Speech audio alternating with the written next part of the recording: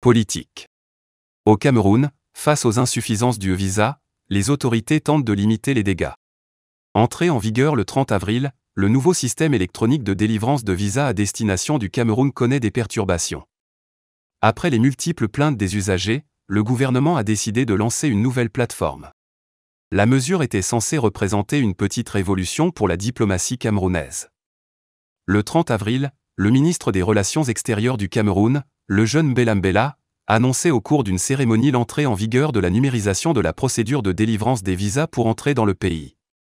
Cette nouveauté illustrait ainsi la volonté du gouvernement de simplifier l'obtention des dits documents, avec pour objectif l'accroissement de l'attractivité de la destination Cameroun.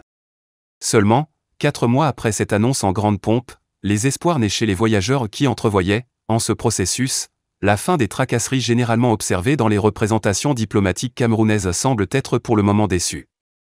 Depuis plusieurs mois, les usagers multiplient en effet les plaintes à l'endroit des autorités camerounaises et, par ricochet, de leurs partenaires techniques, l'entreprise Impact Palmarès RD, pour dénoncer les nombreux dysfonctionnements de ce nouveau système.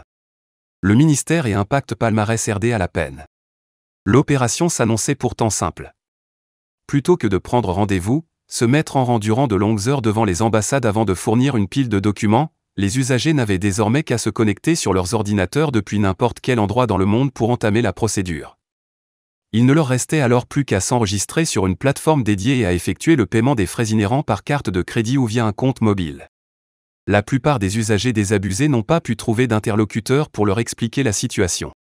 Et, s'il fallait encore se rendre dans une ambassade pour des formalités biométriques, le ministère des Relations extérieures, MINREX, avait annoncé une durée garantie de 72 heures pour la délivrance du document. Mais rien ne s'est visiblement passé comme prévu, en témoignent les nombreuses plaintes enregistrées depuis l'instauration de ce système. Les premiers couacs ont été signalés quelques semaines seulement après la dématérialisation, certains usagers faisant état de difficultés à s'enregistrer sur la plateforme, à effectuer des paiements, ou encore des cartes de crédit débitées à plusieurs reprises sans obtention du service requis en retour. Pire, la plupart des usagers désabusés n'ont pas pu trouver d'interlocuteur pour leur expliquer la situation.